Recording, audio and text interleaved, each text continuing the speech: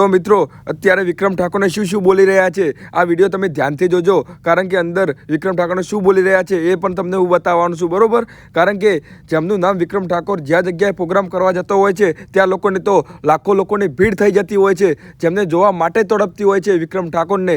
અને તમે લોકો દોઢ ફૂટીઓ કહો છો, થોડીક શરમ કરો યાર। જેમનું નામ મોટું બધું છે, જેમને જોવા માટે લાખો લોકો વસ્તી તડપે છે, બરોબર।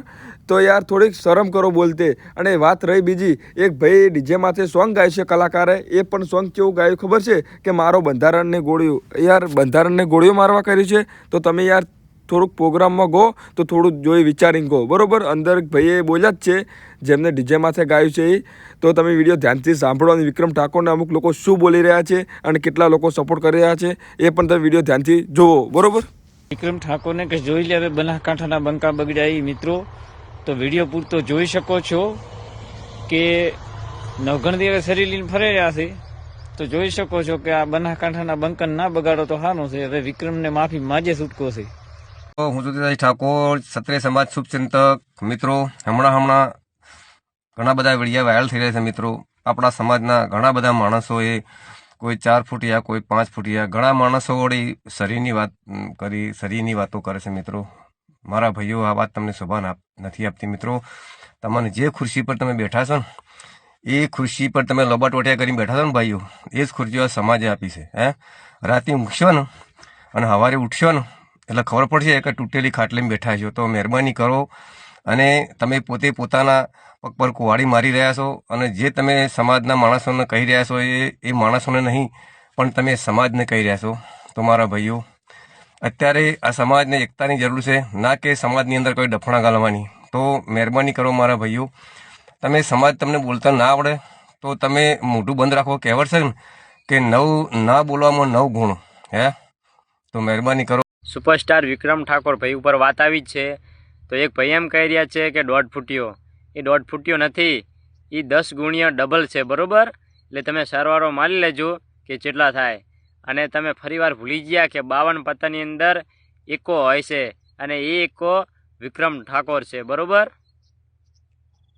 તો તમે સમાજને હોમાં પડ્યા છો, ઘોડામાં સડીને વીડિયા બનાવો છો, ડીજેમાં સડીને વીડિયા બનાવો છો। જેંદાડા સમાજનો વારો આવ્યો ને, જેંદાડા સમાજની જરૂર પડી ને, એંદાડા સમાજ તમને ગધાડામાં બેસીને ફેરવશે, ધ્યાન રાખજો। હદમાક નહીં, આ હાગીની હાગી સમાજ છે ને, હાગીના હાગી કલાકાર છે, ધ્યાન રાખજો। સમાજ તમને શું હદમો, તમે સમાજને શું અલુબંધુ હદમો તમે યાર?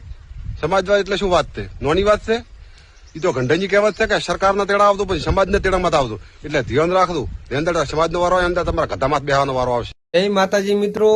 હવે આપણે ઠાકોર સમાજે તો કોમ સારું જ કર્યું છે, પણ એમાં હવે 3 હડકાયા થયા છે। એક બનાસકાંઠામાં, એક આવ્યું પાટણમાં અને એક આવ્યું ગાંધીનગરમાં। એટલે વિચારી લેજો કે કોણ કોણ હડકાયું થયું છે। કોકનું સારું થવા દો, સારું। જય માતાજી। એક વિડીયો જોયું, પાટણના પ્રમુખ દિલીપજી ઠાકોર વિક્રમભાઈ ઠાકોરને પિક્ચર વિશે જોતા બોલે, એમ નહીં જોતા બોલે। તો વિક્રમભાઈ ઠાકોર કોઈના જોડે અન્યાય થાય, કલાકાર જોડે અન્યાય થયો તો વિક્રમભાઈ ઠાકોર બોલ્યા હતા, ના જેમને કોઈ જોતા બોલે તો કોઈ બોલવાય તૈયાર નહીં। ગુજરાતની પિક્ચરની લાઈન આખી પૂરી થઈ જતી, તો એને કોને ઊભી કરી? વિક્રમભાઈ ઠાકોરે કરી। ગુજરાતી ગીત, ઠાકોર સમાજનું જે ગીત ગાયા છે, રજવાડી સીએમ મોન બે રહી તો વિક્રમભાઈ ઠાકોર ગાય અને એની રીલ્સ બનાવીને તમે મૂકો હો। એ તો ભાઈ ગાયો એવો ગીતો તાન તમે મૂકો હો, પિક્ચરમાં ગીત એવો ગાયો। ગુજરાતનો સુપરસ્ટાર એમને નહીં બન્યો, એ તો એ બન્યો ઠાકોર સમાજમાં। બીજા કોઈ બનજો એવા કે બનવાની કોઈ તાકાત નહીં। ઠાકોર સમાજમાં વાઘ બન્યો તો વિક્રમભાઈ ઠાકોર બન્યો, પિક્ચરનો હીરો સુપરસ્ટાર વિક્રમભાઈ ઠાકોર બન્યો। તમારી તાકાત તો હોય નહીં, એટલે વિક્રમભાઈ ઠાકોર વાઘ હશે ને વાઘ રશે। જય જોગનીમાં। જય સદારામ બાપા, જય વગર બાપા। હવે અત્યારે એક સોશિયલ મીડિયામાં વાયરલ થઈ રહ્યો છે વિડીયો, જે કોઈક સુનિલભાઈ ઠાકોર નામના એક કલાકાર છે। હવે એમને ગીત ગાયું છે કે મારો વેરીઓને ગોળી, મારો આ બંધારણવાળાને ગોળી। તો ખરેખર તમારામાં કલાકારપણું નથી। તમને ગભરાવતા હોય કે તમે ખુદ ગાયું હોય, તમારામાં કલાકારપણું નથી। અરે સમાજના લોકોએ ડીજે વગાડ્યા છે તો એમને નાત બારા કરી દીધા છે, અને આજે તમે સમાજને ગોળી મારવાની વાત કરો છો। હવે તમારાથી એક તાવની ગોળી ના ગળાતી હોય અને તમે સમાજને ગોળી મારવાની વાત કરતા હોય તો ખરેખર એક આ મજાકની વાત છે। તમે સમાજને મજાક સમજો છો. તમને જેને પણ ગભરાયું છે એ ખોટું છે અને કાયદેસર તમે માફી તો માગી છે, પણ કાર્યવાહી તમારા પર થશે. કારણ કે જો કલાકાર હોય ને તો આવું ના કહે. હવે કાલે ઉઠીને તો તમે ને આ જે લોકો નાત બારા કર્યા છે, જે આ બીજા જિલ્લામાંથી એક ભાઈ આવ્યો છે, એ કાલે તમને એમ કહે છે કે તમે આવું કહો, તો સમાજની આગળ ના થવાય. સમાજ ઉપરવટ જાશો તો સમાજ માફ નહીં કરે.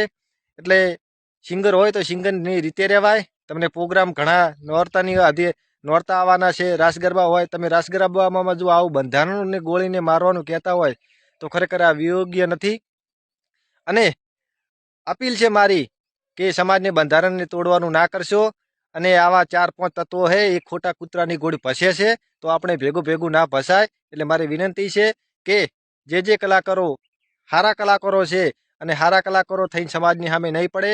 આ જે 2-4 કલાકારો ભોંકી રહ્યા છે એને ભોંકવા જોઈએ, અહીંયાથી કાંઈ દાડા વળવાના નહીં.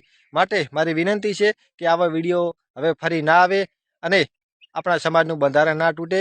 એ માટે આપણે સમાજની સાથે છીએ એવું કહો. અને તમે સમાજની આગળ રહીને નામના વધારો. આમ કરીને તમારી ફેસબુકમાં તમે વિડીયો ડિલીટ માર્યો છે, બાકી મેં વિડીયો જોયો તો તમારો કેટલી ઘડાકરમાં ગાલી બોલવા માંડ્યા હતા. તો આપણી જોડે આવું ના થાય. શું કહેવું તમારો કમેન્ટમાં એ જવાબ આપજો. અને શું કાર્યવાહી કરવી જોઈએ એ પણ તમારા કમેન્ટમાં જવાબ આપજો. જય માતાજી. આપણે કોઈથી વિરોધ નહીં કરતા, પણ આપણે સમાજ માટે જરૂર લડીશું. જય સદારામ બાપા.